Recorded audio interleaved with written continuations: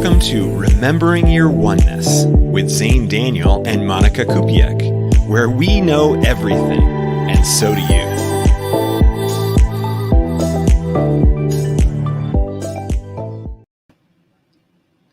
Hello. Aloha. It's wonderful to see you again. It's been like 3 weeks. 3 weeks since the last time? 3 weeks. It's been some time. As you Yeah. said before the podcast started, it's been some insects' lifetimes. Yeah, we've had multiple insects generations come and go over the last time. I never knew that insects only live for a few days, but I guess Certain it ones. makes... What? Not all of them. Some will last like the Oh. whole summer, right? Like, spiders and, certain things. Mhm. But there are certainly some insects that are born and they live a couple of days and then they die. I'm sure all the geckos that are here that my cat catches have definitely a shorter lifespan than projected. Oh my gosh, your cat catches your geckos? Yeah. She'll just catch them outside and then come and then bring them inside and then play with them and then she'll eat them. Oh gosh. Crazy. Yeah, poor geckos. What a horrible fate. But I mean, I think she's got a lot of self-awareness to know that they are good for her, right? Right. Oh, is that what our topic is today? Is that why you brought that up by chance? I think she has no self-awareness. She just I think it's been a while. That's a toy. Play with toy. No, I think she's pretty spiritual. Like she knows things before I even know, or she'll just, she has that sense in her. Oh yeah. The pets especially, but I think most animals, like, I don't know. We'd be really debating about animal consciousness and spirituality and so forth. You go, okay, well, elephants like mourn their dead, and dolphins do that too, and they have complex communities and communication, and each of the animal types. Like, we were at a retreat center here in Maryville, Tennessee, yesterday and today, and this morning we were sitting there just watching like what looked like a bird meeting, and the bird meeting took place over a large distance. Mm-hmm.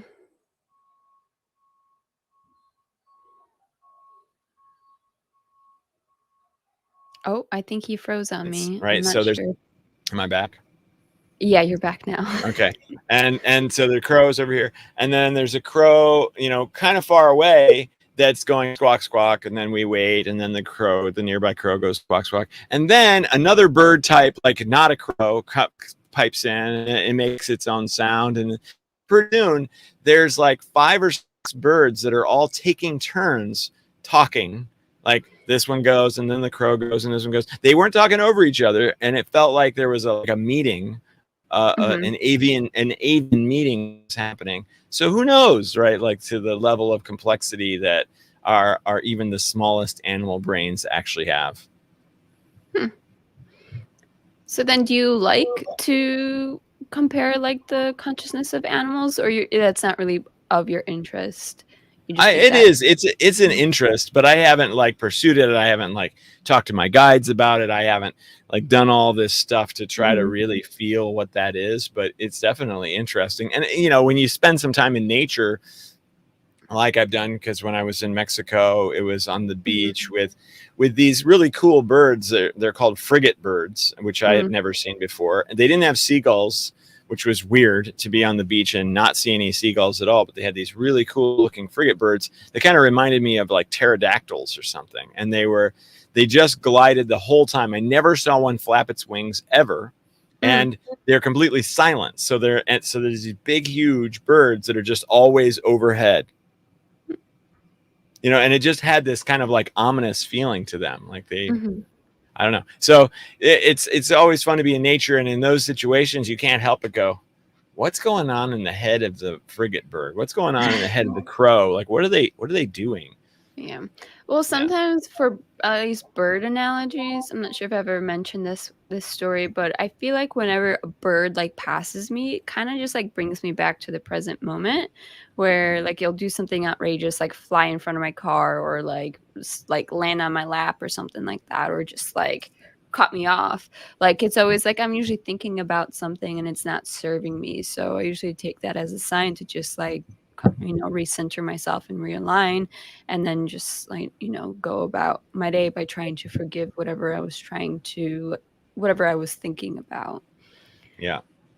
Yeah, I think you've mentioned that before, and I always like how you pull regular, what would seem to be random occurrences, and like assign a meaning to them. And generally, the meanings that you assign to them are healthy, right? There are some people that assign a meaning to something, and it's not a healthy assignment.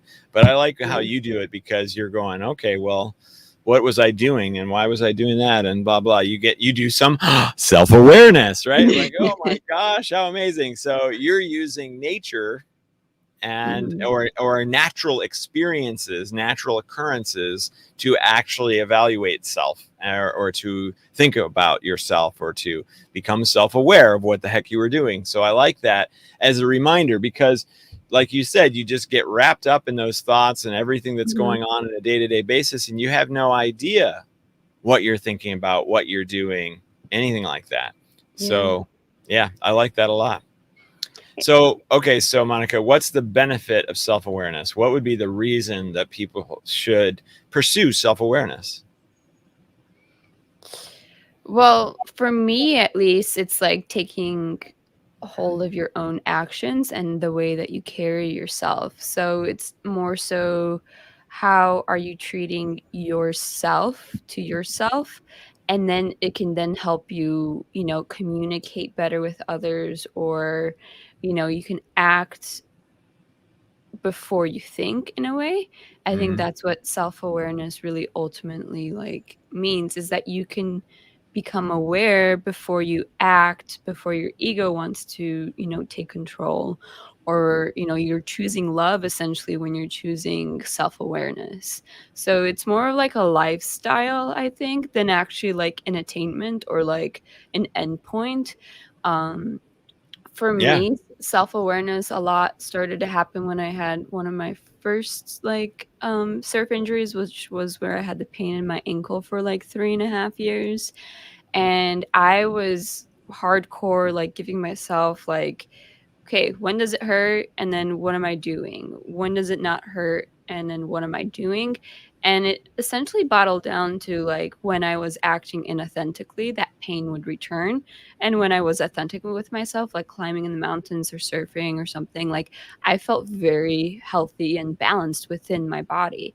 And that self awareness grew. And then before I would reply to someone like, yes, sure, I'll go drinking with you, or like, I'll go hang out with you, I would actually say no. And I would be like very confidently saying no, because I already have that self awareness that this activity is not going to make me feel good. So I want to follow this better outcome. And I think when someone is a little unself aware, they'll just say yes before even like Yeah. realizing like, oh, I actually have some other chores to like go finish, or I have Right. some work to go do, like, Or this doesn't resonate with me, or whatever. Yeah. yeah, Yeah, and then you fall absolutely. into, like, a trap of, like, something bad may happen, or, like, like, some maybe an accident will happen, or, not to jinx anyone, but, like, that's kind of what happened with my surf injury. Like, I was angry, I was, like, I was, like, in a really bad relationship then, and I went to go surf, and my thoughts were basically about him cheating on me, and I was mad, and then boom, like, I got myself into this, like, huge injury. However, like, that injury basically helped my self-awareness, so it's not like I regret it, but it's like, it's having the self-awareness of like, "Oh, wait, I needed that in order to be in the state that I'm in now." So, Hmm. like, self-awareness is just more of, like, realizing that the ups and downs of life are actually, like, like you always like to say, perfect. They're supposed to happen the way that they are, Right. because your self-awareness is just constantly growing, or constantly evolving, I should say. Yes. Awesome. All right. Well, we've got a couple of people that are saying hello to us, so we would love to say hello back, and we invite everyone to say hello and to tell us where you're located. And One Love already has done so, and she or he is in Canada. It's wonderful to see you. And Valentina Dance from Sweden. That's awesome. Wonderful to see you too. I like that sunshine on her Yeah, I'm very yeah. happy one. Right, yeah. Yay, it's very happy. Mhm. So yeah, so self-awareness, of course, I think it's kind of the first step to healing. Mhm. In many cases, you cannot figure out what's wrong with you or understand or how to handle anything really Yeah. if you aren't aware of all kinds of different things like what emotional state are you in, what are you thinking about most of the time, what kinds of thoughts do you have, are they positive, are they negative, are they optimistic, are they pessimistic, are they based on past negative experience, Yeah. on past positive experiences, so many different things. And like just starting to recognize what your emotions are and what your thoughts are is massive in order Mhm. to actually start to do the healing that you want to do to help you overcome whatever it is that you're trying to overcome. Yeah. One of my first, I guess, Yeah. self-awareness was always, "Hello, RC." RC Failures, RC failures. Oh yeah, is that your last name, or is that, that's your interesting. your Yeah. account about Yeah, something? it is his YouTube account, so maybe it has something to do with what his channel is all about. He'll Mm. have to let us know what that's about. And then a hello to Amy Lightwalker, and geez, how could I forget? Because Jaybird was there with me with the birds as they were having that conversation, so she witnessed that Mm. hilarious, awesome conversation that we witnessed. Okay, I'm sorry, I'm done interrupting you. What were you saying, Monica? I feel like I don't even know now. Well, I was talking about, you needed to be able to recognize Oh, yourself okay. to heal, right? Yeah. So one of my first, I guess, self-awareness practices, I guess like consistently was when I was 14. I started going to a holistic practitioner. She was doing Reiki on me, and she was changing my diet because I had some kidney and liver problems. So she basically taught to start becoming aware of how food makes you feel. And, if you don't feel good, then Oh start yeah, eliminating it. If you feel good, then that's a more nourishing food. So I feel like if anyone is just starting out, with the concept of self-awareness and just doesn't know where to begin, I feel like food is like a great practice because, you know, people usually eat unconsciously. You're just consuming, or you're snacking and snacking, and you're not even aware that you're actually doing it until, like, the right. whole bag of Cheetos is gone or something like that, or the whole box of Oreos is gone. So it's more of like really taking action. Like even with ice cream now, like I'll eat like one or two like spoons of ice cream and then I'll put it away. Versus like my friend, like she'll that used to live with me, she would eat like the whole like cart of it. And I'm like, how did you do that? Like I already had like such a sugar rush or sugar load overload, even though it was like a no sugar added ice cream or whatever. So it's just more of like really listening to your body first, which will help your self awareness because your body is going to then make the connection with your mind, be like, hey, we actually work together, so let's try to like coincide the thoughts and the actions together. Yeah, absolutely. Okay, so RC failures said no drones. Like he's not a lot of information, but I think I've got it. So RC, remote control drones.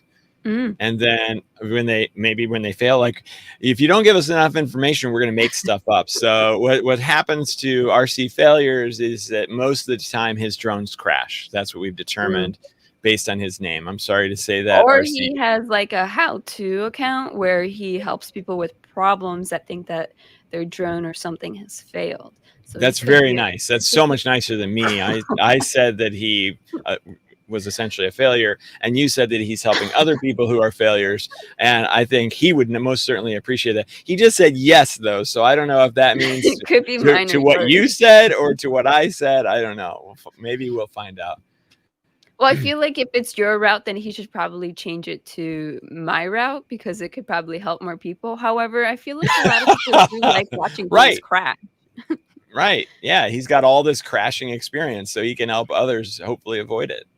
And I'm sure we're Right. helping his self-awareness of like what his account is actually about. So Yeah, right. Absolutely. Hopefully it does. So like, oh my gosh, maybe I need to change my name. Um, If he was artsy successes, then I don't know. I would be more apt to tune in. I suppose it's the type of person that you are, right? Are you a Mhm. pessimistic person or are you an optimistic person? If you're a pessimistic person, then you might be attracted to RC failures because you're like, oh, good, somebody else is failing as much as I do, right? Or if it's RC successes, you're like, yeah, I love success and that's who I am and I want to tune into that too. I don't Hmm. know. Isn't Interesting. that? Isn't that? That's a very interesting psychological like outtake on it of like why do people gravitate towards different accounts? Is it because it's relatable and it's Right. just like, oh, you're talking about failures? Like, yeah, me too. Let's get fired up about our offspring. Let's get fired up. I got better. Well, either way, we've made a change and he's become more self aware and he says he needs to change his name. Mhm. So if he I does, I kinda really, like it. It has like a really cool tone. Like, I mean, it caught our attention, so I'm sure it's gonna catch right, other people's attentions. right. Yeah, yeah. So yeah, I look forward if he does decide to change the name, I look forward to finding out what it is. I noticed we're losing viewership. Like we were, our numbers are really down low because we're talking about remote controlled things. Mm, So oh, look, see, One Love wants RC failures to keep his name. So I think that that's mhm. really important for RC to see that. Yeah. Okay. All So, right. what's your take on self-awareness? Because you asked me and Right. Yeah, and that's what I was saying. It's kind of the first step to healing, right? Like mm, it's really important to become self-aware because you don't even know that you are an emotional being sometimes. You're just mhm, being that emotional being. You have no concept of what kind of influence you might have on yourself or on others if you aren't aware. And so, one of the things that, especially when people have joined my program, and maybe they send me an email or a message in the middle of the night going, oh my gosh, this is happening to me. I'm miserable right now. The first question I ask every single time is, what is the dominant emotion that you're experiencing right now? Because mm, suffering comes from either physical or emotional, and yeah, usually the physical comes from emotional. So if we can get them to say, oh yeah, my number one emotion right now is fear, or my number one emotion right now is frustration or anger, then we start to be able to break it down and go, okay, so why am I experiencing this right now, and how can we look at this differently? How can we look at it with acceptance and optimism and excitement and gratitude and unconditional love? Because again, as I always say, in order to get through that type of suffering, what are we? We're overthinkers, right? Many people, and almost everybody who comes to me it will claim, will say, hey, I am an overthinker. This is who I am, right? mhm, So what are we going to do? What's the problem with being an overthinker? If you overthink about negative things, then that's a problem. What if you're an overthinker and you overthink about positive things? Nobody has ever said that that's an issue, right? So how can we help people become overthinkers about gratitude and excitement and unconditional love and mhm, optimism and all that? If we overthink about those things, then eventually your emotional body is going to follow. It's going to say, holy cow, look at these thoughts, because the thoughts drive our emotions. Our emotional body is constantly, or every once in a while, asking our brain, hey, how should we feel? And if our brain says, well, I had this problem and this went wrong and this went wrong, and so now I'm worried about this, then the emotional side goes, okay, we're going to give him worry. And so then we're going to feel the emotional experience of worry and anxiety. But if the emotional body every once in a while asks, hey, how should we feel? And the brain is thinking about gratitude, or it's thinking about excitement, or it's thinking about unconditional love, then the emotional body goes, oh, we're thinking about gratitude. Let's feel the feeling of gratitude. Let's go. And mhm, so you're going to eventually change the experience that you have by using that overthinking mind to overthink about positive things. But that starts from self-awareness. mm. All right. Well, I mean, there's a moment of like, when you overthink and then you have that like moment of silence. It's like, oh, I just did that. I feel like you're being self aware that you were just overthinking. And the more that you can become aware while you're overthinking, it kind of helps you to in a sense, like, not go back to that pattern. Because I also remember when I was, like, 17 or so, I was reading books more about, like, self-awareness and, like, you kinda wanna go into that little zone or that little trap of overthinking, because then you'll have that split moment of returning back to the present moment, and that's just gonna help you, like, essentially, like, undo that, like, pattern of overthinking. Obviously, it'll take, some time to do and do, because 'cause I've been practicing that for a while, and I still overthink too, but now I feel like when I overthink, it's definitely not so, like, egotistic or, like, so far deep in the past. Like, it's much easier to let go of, like, trying to, like, change things in my mind or, like, overthink things in the future. So I feel like just the more you practice becoming aware while you're overthinking will help you, like, filter through what it is that you're overthinking about. Like, is it really just stuff about the past, stuff that you can't, like, change anymore? Or are you just reminiscing about the future? It's like, "Oh, it would be great if, like, I had this or that," or, like, "If I had a better house, then, I'll have so much more time to do something." So it's like, what is it that you're overthinking? And then try to relate it to, like, "Oh, okay, let me show some gratitude for the things that I have right now," or, "Let me actually just be, like, okay that I am not there yet," or, "Okay that my bank account isn't X so X this or X that." So I feel like you actually need overthinking in order to stop it or in order to just grow your self-awareness. That, like, okay, these are my obstacles at this moment that I keep overthinking about this one particular situation. So then what's that one action that you can take to help supplement that in a way? Or what's the next step that I can take to help this problem that I'm having that I keep overthinking about? Like, maybe it's about a relationship that you keep overthinking about. Well, how about the self-love for yourself right now? How can you take better care of yourself? Maybe it's a workout, maybe it's an activity. And then slowly those thoughts about that relationship aren't going to be there because you're too, I wouldn't say you're distracting yourself from it. You're actually filling yourself with better love or better, like, wholesome true self, like, actions versus distracting yourself with alcohol or, like, binging, like, a TV show, and then you're still back to overthinking that. So I think it's more of, like, taking positive action to help that overthinking pattern. Yeah. So yeah, if you look at overthinking, and it does cover a number of categories. One of them is overthinking and getting locked in some sort of loop where you're like, oh, I want to Mhm, do this, and then that's not going to work, and that's not going to work, and how am I going to do this? And then you start over again. Oh, I'm going to do this, and that's not going to work, blah, blah, blah, right?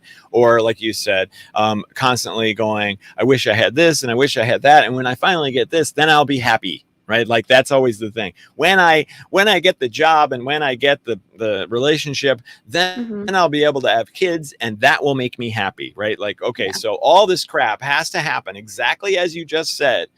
Otherwise, you will not be happy. That's overthinking to get you to the worst possible spot ever, right? So, overthinking generally is about the future or the past. It's about planning too much or beating yourself up over something negative. So, but mhm, and so what I want to do is I'm kind of redefining the term overthinking, and I'm saying if we overthink about how great things are, about how much you love everything or everyone or yourself, or how excited you are about great things that are on the very near horizon, then now mhm, you're overthinking mostly about the right now, but at the very least you're overthinking about very positive things. And when you do that, now, like I said, your emotional side is going to follow. So I think we've got some really interesting comments, and I definitely want to talk about a couple of them. So Jaybird is talking about, hey, I utilize my overthinking to set myself into a trance and trigger my gifts, and so I've been witnessing this more and more. So what she likes to do is actually zoom in on people. So she'll like focus in on someone and kind of, whether they're talking or looking at, if she's just looking at their picture, then she kind of goes into a different state and then all of a sudden she gets premonitions about them or information that might help them or that sort of thing. Mhm. That's So cool.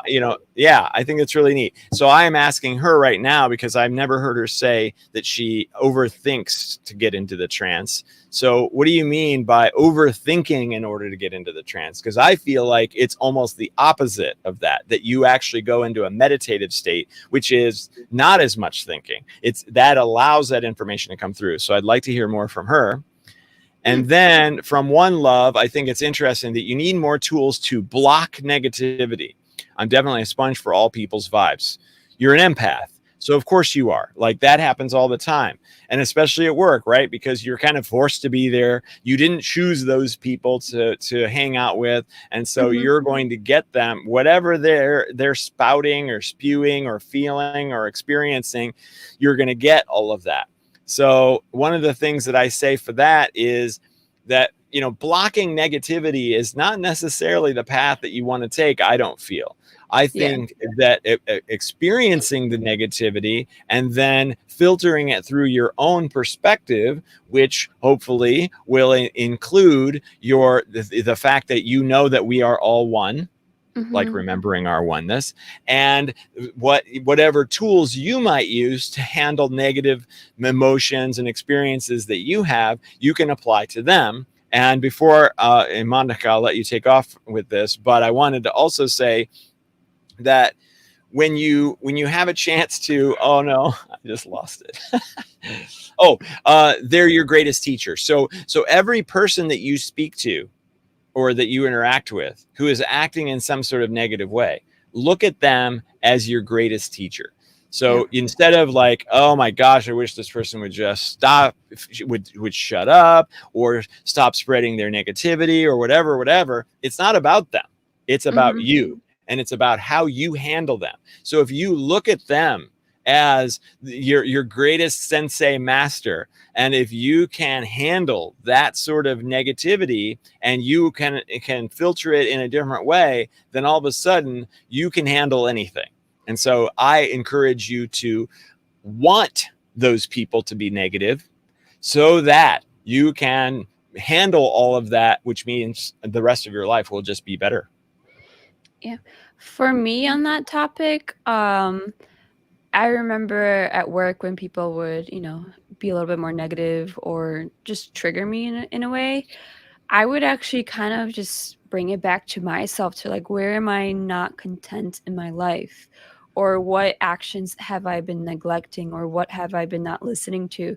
Sometimes it's just like as simple as you have been, ignoring your intuition to do something, that job could also just not be aligned with you at the moment, but maybe it's paying the bills, so you're in it.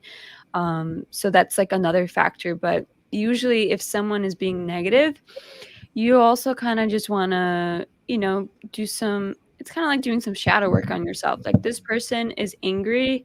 Okay, where in your life are you angry? Maybe you're angry with your spouse, or maybe you're angry with, something that you're not achieving, or there's some sort of dissatisfaction within your life. So it's more so like a mirror effect. It's still like the concept of like, seeing someone as one, because they're you in another form and they're just helping you clear stuff that is still stuck in your body. So there's still some sort of movement that needs to be done within you, or some sort of healing, or some sort of, maybe there's some sort of trauma from like a different like lifetime that's just coming up with this conversation. Another thing is like those people might not know that they're being negative. Maybe you can help steer the conversation in a different way. I remember I would always do that at work too. I would just start talking about something else. Like I would just cut people off, be like, "Hey, let's talk about, so and so," or like, "Have you tried this activity?" Because I would sell activities around the island. So it's just more of like you're in control of the conversation, and if that means stopping it, go so and do it, because it's going to make you feel better, and it's probably going to shift like the whole table or the whole room, and other people are probably going to appreciate too, because they're probably sick of the negativity as well. Or maybe that person is also sick of the negativity but has nothing else to talk about, because that's all you guys talk about. So it's more so like, if you feel that there's negativity around, speak up.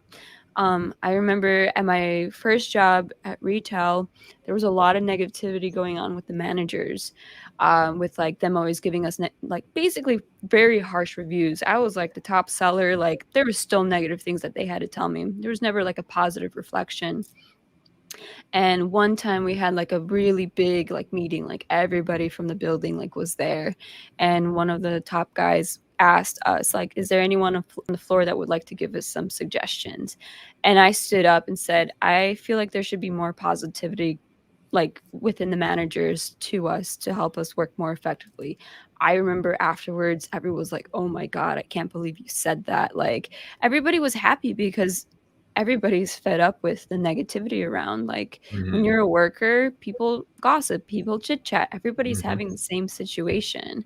And through that, like after that, me speaking up, the managers actually listened. They kind of shifted into a more positive feedback, or we always had like walkie talkies in a way in our ear, and they would give us some positive reflection of like, good job everybody, we met our goals. And we would almost like never get that. It was almost like more, sell more. Mhm. But people need that positive like reinforcement in order to like kind of like keep going, or else Yep. there's like no point in like just sticking around the negativity. But I think the most important part is just speaking up. If there's too much negativity, then speak up. And if you have trouble speaking up, then just work on your throat chakra. Just wear more blue and like just try to like raise that vibration within you to then finally like be able to, say what it is that's been bottled up in you. Yeah, I love that.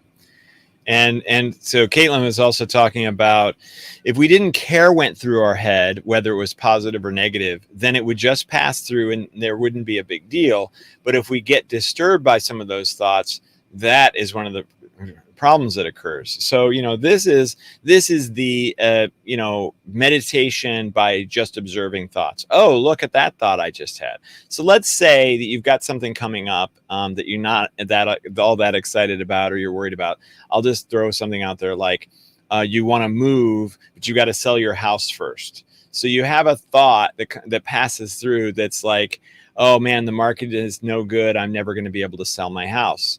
So now you have a moment where you get to decide whether that thought is a truth or it's a thought that is a story. And in that case, it's a story, of course. So you can go, oh, look at that little story that I just told myself. I told myself a story that I'm not going to be able to sell the house. I don't really, that is a throwaway thought. I am not going to absorb that. I am not going to keep that. I am just going to watch that pass through. Now there's maybe another one that says, oh, well, actually the market is turning around and I bet you I'm going to be able to sell it sooner than I would have thought before.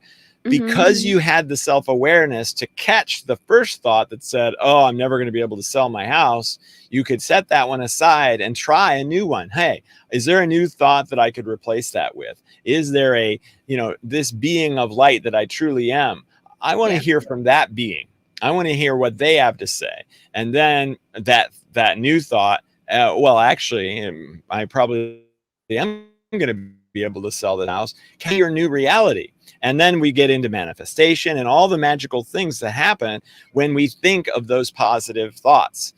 Yeah. So why not kind of do it again and do it again? I took an improv class at one time, and in the improv class there was a really fun improv game that was the moderator of the improv experience was there to interrupt us and to change the story. So if I said, oh yeah, I picked up a watermelon at the store, maybe Mm-hmm. the improv master would stop and say, new story. And so you go, oh, I picked up a small child at the store, and then they go, nope, new story.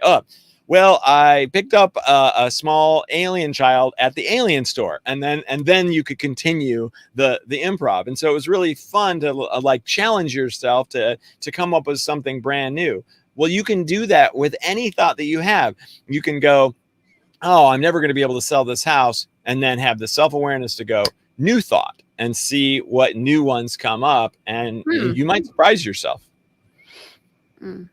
I was kind of doing that last night with like my guides. I was like asking them like, what direction should I take my painting? And then I was like, I connected my heart with my other like lower chakras, and I was like, okay, let's all fuse together and let's like make this thing like, like work, or like what am I supposed to be like talking about? And it was like, tell your story about psychedelics. And I was like, oh, I haven't talked about psychedelics in a while. But I feel like it's just some sort of like connection of like growing your self-awareness has then like led you to like painting. So that's like your story that you should be talking more about. And I remember like thinking like, oh, what am I going to teach people? Like I could teach them about chakras, I could teach them about blah blah blah, but it was like psychedelics. I was like, wow, like this is like fun or like different or new. But it's like if you can really like change like your thoughts about like what you think you should be doing or what you thought that should be direction for other people versus like tuning into your intuition, it's like you're going to get a completely different direction or a completely different thought, but that's actually just more aligned with you because it's like it was a vital part of my life, and it's like maybe that's going to help someone else become more relatable to whatever I'm trying to like talk about.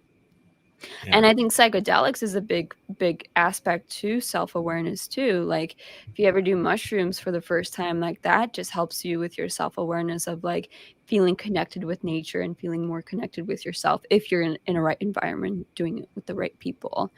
Yeah. And then, we both had ayahuasca, and that has, significantly changed both of our lives. Yeah. So it's just like a great road to self-awareness. Yes, absolutely. So I'm gonna go to the alien store with Amy and RC because he already knows the name of it. Aliens Are Us. So we'll all meet at Aliens Are Us and see if we can get a small alien child to take home and raise as our own in this family of 3. Okay, sorry, I just had to continue with the improv there. Of course.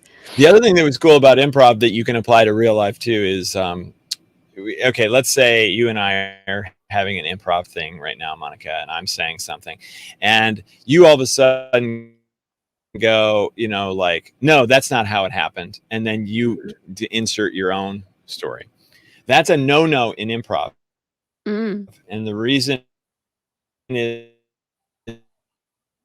because you always want to say, and so you went to the alien store to get alien children. Instead of saying, no, we just went to the store and got a watermelon, you go, yes, and when we went to the alien store, it turned out that there were a bunch of humans for sale in the alien store, right? And then all of a sudden it's like, oh my gosh, there were humans for sale in the alien store, and then that turns into this whole new thing. So how can you apply that to your regular life? Instead of poo-pooing somebody else's idea, no matter what it is, go, yeah, and try adding to the idea instead of bringing it all down.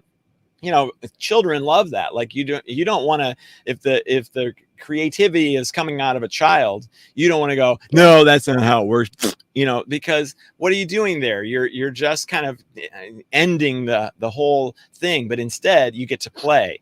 And the more you play, the happier you're going to be. And somehow you'll be more self-aware too. I don't know if that ties well, I hope together. it just like loosens up your mind in a way of like not being so stuck in your own little world in your mind, versus like the whole and concept. It's like you can build upon that with your manifestations in a way too, like kind of like that new thought of like, okay, I am looking for a place that will hold XYZ. And then you could build on the and then what are you going to do Right. in that spot? And then, and once you start doing that, then, how is that going to like help you or benefit you? So it's almost like a technique that you can use for your everyday life when you're kind of like just stuck with your goals or just stuck Right. with the direction that you want to take your life in. Yeah. But like using that as an imaginary thing, like going to an alien store and doing that, and it's like I think it just brings out that inner child, and it helps just open you up to like, oh, like I shouldn't be taking my life so seriously. Like, oh, that thought that I was just thinking about isn't so serious, or Right. I can easily let this go right now. Yeah, and RC makes me want to continue on that story. So we go to the alien store and we find out, oh my gosh, there's humans there. So we decided that we needed to buy them all so that we could rescue them. So then we had to go raise some money in order to get the abducted humans back So they weren't in boxes wrapped in plastic on the store shelves anymore, right? So that's how it just how it keeps going. Yes, and so on and so forth. And you create this incredible thing. All it takes is a little bit of that childhood creativity that you had, but maybe some of us forgot. And but it's still right there, ready to come out. And Mhm. if you are a channel, if you are someone who channels the ninth dimensional Pleiadians or whatever you can channel, your guides, it is that aspect of the brain, that creative element that they communicate through. Yeah. So it's one of those things that feels like, oh gosh, so I just make up what they say and then they're gonna say it, sort Mhm. of, because it's like the channel that they're tuning into your channel, and the Mhm. channel that they can most easily tune into is that creative part of the brain where you're making something up on the fly, no idea what you're going to say next. They come in and take over. And that's what happens to me a lot of times. If somebody asks me a question and I think to myself, I have no idea what the answer to this question is, I just go ahead and start to answer it anyway and figure that information will come through. And it does Yeah. every time. Then all of a sudden I'm talking as though I'm an expert, and I'm teaching myself during that experience, like, oh, this is how that works, cool.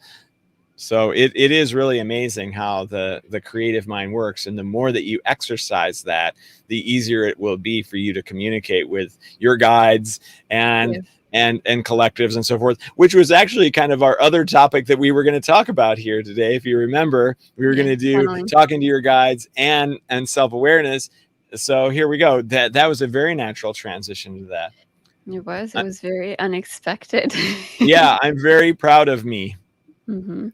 I was actually doing a meditation maybe like 2 weeks ago or so. It was about, like, just calling in which guide is present to you in your room and, like, following the first one that, like, kinda, like, says, like, "Me, I'm here." Oh, that And I like that. so, like, I one of mine was the Pleiadian, and I actually never, like, really explored them really, so, basically, like, they take you to their planet, and then, like, they show you around, and then, like, you kinda just, like, just have a flow with them, and then they kinda just give you a message.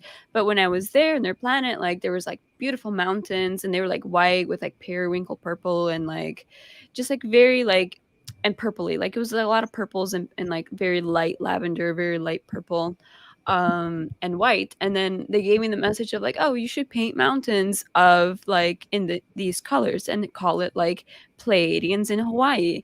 And I'm just like, "This is, like, cute and funny, and, like, maybe I'll probably, like, try it out," because I actually just transitioned into Nice. painting mountains, so I did, like, one surfboard art with mountains, and then, like, I just felt very, like, grounded when I was painting them. I'm painting, like, another mountain scene. So, it's definitely, like, like, you can even play, your what's that game? The and game? Yeah, it's Charade, not just charade. it's an improv. Improv, yeah, improv. So it's like you can play improv with your guides too, and then they'll help you, like, channel something different because channeling Yeah, is really just following that creativity in a way or yeah, like, following one idea and then, like, you're constantly asking questions, "Okay, so what about this?" And then you hear the yes and no, and then you just keep following it until you just, like, spit it all out. And channeling for me is, like, how I paint, so I'm really just listening, and I'm listening to my guides telling me where to place the paint, which color to choose, what color to mix, and it just, like, happens through that for me. right. That's awesome. Yeah, and so we're at the store, and we're trying to figure out how are we gonna raise the money to rescue the humans, and then we went over to the other section that had the infinite energy stuff, right? Well, the infinite energy machine was Mhm. actually very inexpensive, whereas the humans were way more expensive. So what we did is we bought the infinite energy machine. We went back to Earth and we sold it, and we got billions of dollars, which we were then able to go back to the alien store and buy them out of all their abducted humans and brought them all back home. And so we Those were the are winner. very expensive humans for billions of dollars. Well, yeah, Yeah, Damn. we're very special. I mean, yes, we're 3D and we're always trying to run out of 3D world, but actually we're pretty unique little beings. Mhm. If I were an alien, I would definitely want to experiment on humans. I know that for sure. So I get it. So then the humans were released, and what was the first thing that they did? Oh, I see. So now you're asking me. Now see, here's in the improv thing, you tell You me don't what's the Yeah, first yeah, thing yeah. that they I'm did. actually pretty bad at, like, doing that, so I'm just gonna ask you the You've question. decided you've decided that you're bad, but you're not bad. So go ahead, answer No, your no, question. no. No, no, no. I mean, like, even Caitlin says freaking Zane. I think she's over this improv stuff, so Well, wait, no, she just said, "Oh my God, that's amazing." Oh, maybe she's talking to somebody else. No, no, see the free No, agent. what the 2 Yeah. like, the one above it. Oh, look at this. Okay, Monica, go. So what did they do? Let's do this. We got this. And then they start building a community where they get to take care of the aliens that have rescued them. Absolutely, yes. I don't know which aliens it were. It was us. We were the aliens who rescued them. So we got to So we're live the aliens and the humans now? as king and queen of the humans because we rescued them. That's how it went. Okay. It's amazing. It's a great story, isn't it? Okay, let's see. I want to read through. There's lots of comments that have been coming through. Oh, so I like this because Jaybird started talking about the different things that the reasons or what's happening to her when she goes into this trance and she's able to receive this information. Another is being in a state of pure love and bliss, and those I don't control and tend to be extremely vivid. Right. So, yeah, offer more information and clear pathways. So that's wonderful, and that's what I was kind of hoping that she was going to say, actually, because if it's to be in that perfect state of unconditional love and bliss, then that encourages us even more to go into that state or to Mhm, get to that state. And you know what? That state is available to us at all times. We don't have to pursue it. We don't have to get to it. We just get to turn it on, and we get to turn it on because we know that we are one, the oneness, and everything that we've created here is us, and everything that is us is what we've created. So this is our love creation already. So if we can recognize that, feel it just a little bit, then here we are in an unconditional love state, and then that information is going to just come flowing through. mhm. Well, I like Starlight of the Divine said that she had a channeling where she simply kept asking anything else, and that's usually what I do when I do Reiki on people. I'll like go through one part, and then I'll like get through the messages, and I'll keep asking, is there anything else? And then I'll actually go deeper and deeper and deeper. So that's a good technique Oh, for me anything else? to. Yeah, I really like that. And that's my friend Sean, actually. Mm, And so yeah, that's awesome. I love that. It was similar to the one where you were like, hey, all my guides, who's here and wants to talk, right? mhm, Because that is really opening yourself up to whoever is available. And then the most enthusiastic, excited one is going to be like, me. And then that information is going to come through very clearly. I think when we yeah, sit there and go, please help me, I need help, they're like, yeah, man, I don't think you're confident enough. I don't think you're ready for our help. But if you say, hey, who's here and who wants to do this, then mhm, that's a very high vibrational expression or request, and I think it's going to get answered easier. So I love both of those, because if you keep kind of saying the what else you got, I'm not done, are you? mhm. It's similar. There's also, oh, I lost my train of thought, but I feel like no, I definitely lost my train of thought. There was something that you said that sparked something. Um, hmm. Was it about what I was saying about the oneness for Jaybird? No, no, it was just like just now. Okay. It's okay, it'll come back. Okay, so we have another question. Let's see. Caitlin asks, a question for all of you. Do you ever question if it's your busy nonsense brain that is talking to you during the channeling, or do you operate on faith? It's a great question, and I don't Hmm. usually question that. Like, I don't know. I guess I can always kind of feel when it's real and when it's not, and when it's not. There, okay, so here's a really weird thing that I've noticed. If I try to get a sentence or a word, sometimes I'll do this. I'll be like, okay, let's see, is there a word or a sentence that would help the person that I'm working with right now? And I Hmm. try to use the random brain, let's make a word, and so for example, one time I just said termite, and I went, I don't know why I just said termite. Does it mean anything to you? And they're like, nope, doesn't mean anything to me. Okay, never mind, moving on.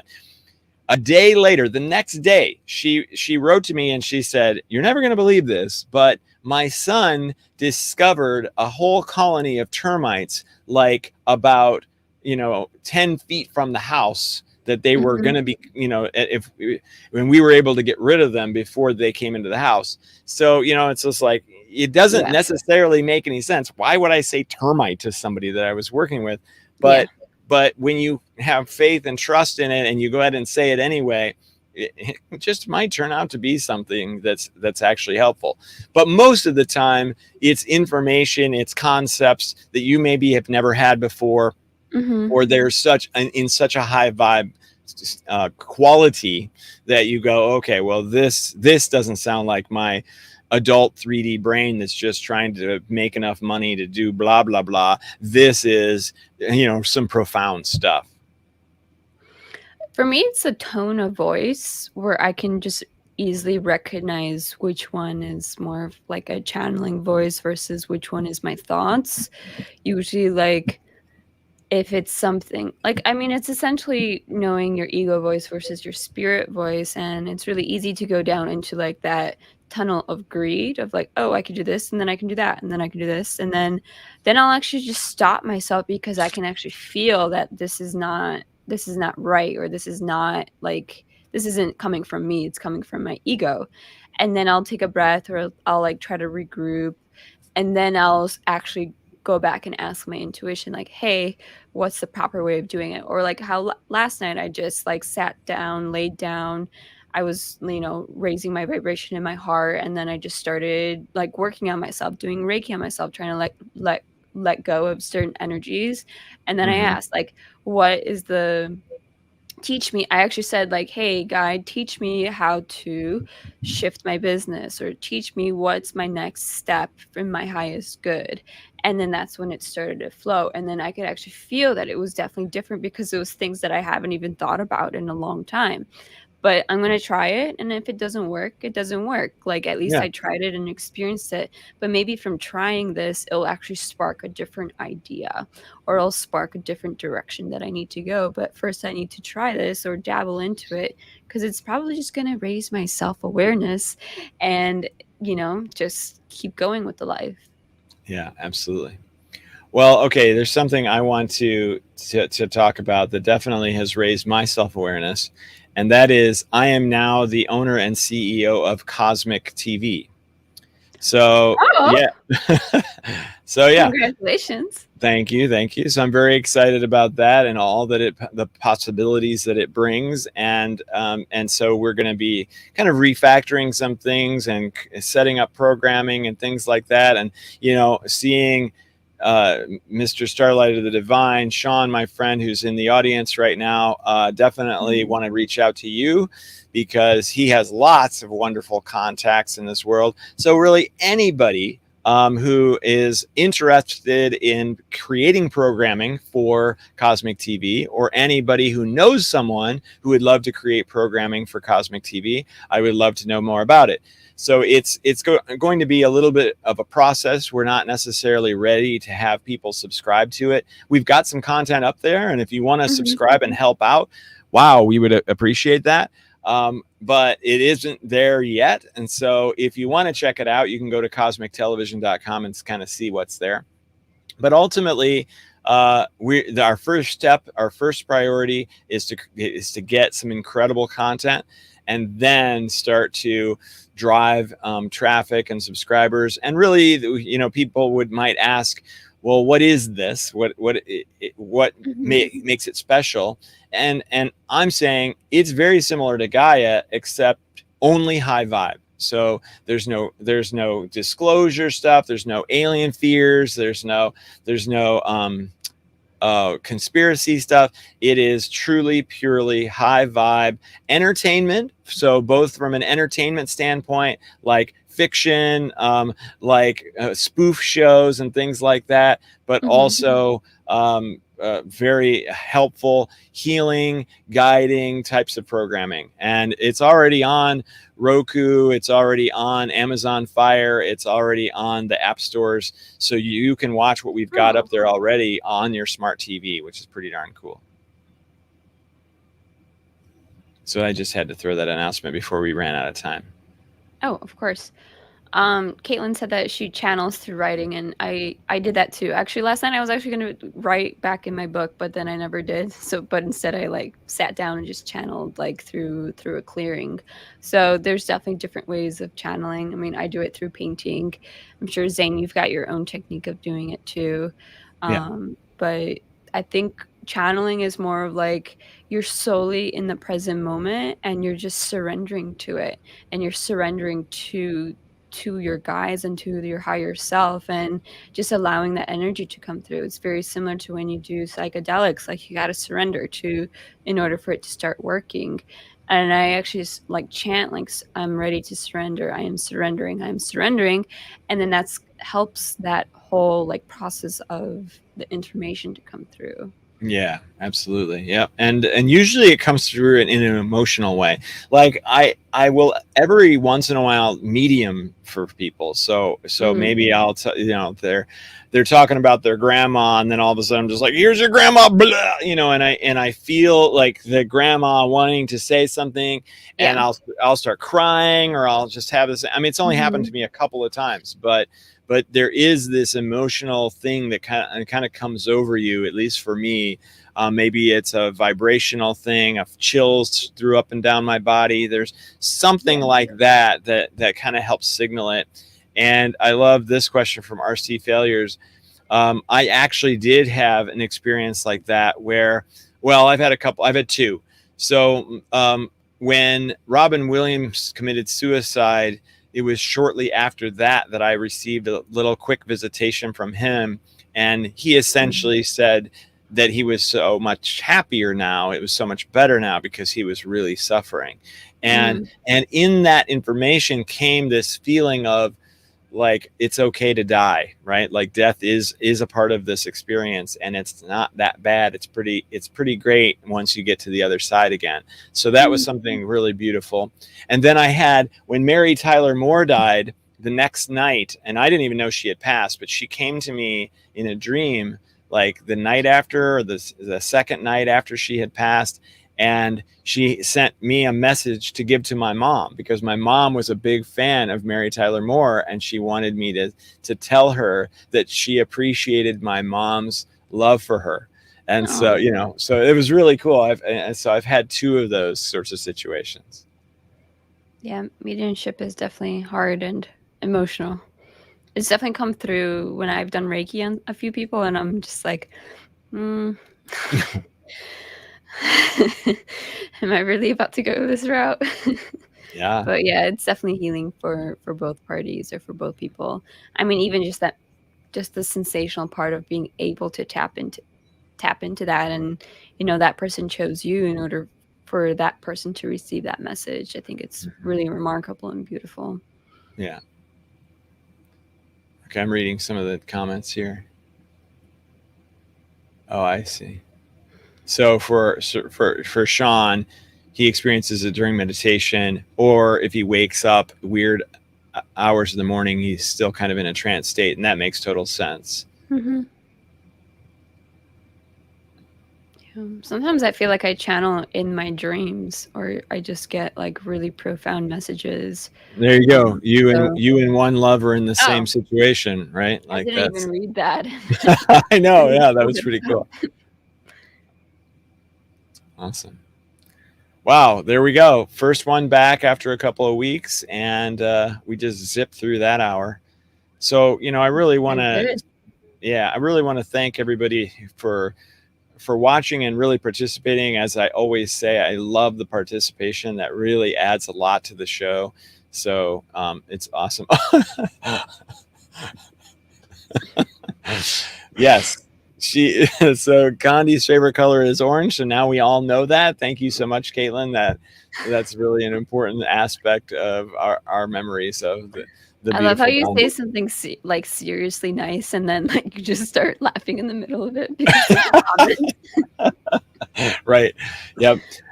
Oh man, I'm such a jerk. Actually, oh, this is terrible. What we've revealed, what we learned. Nice. Oh, thanks, Sean. Okay, everybody. Thank you so much. Like I said, I love you all unconditionally, and I look forward to. Oh, are we on for next week?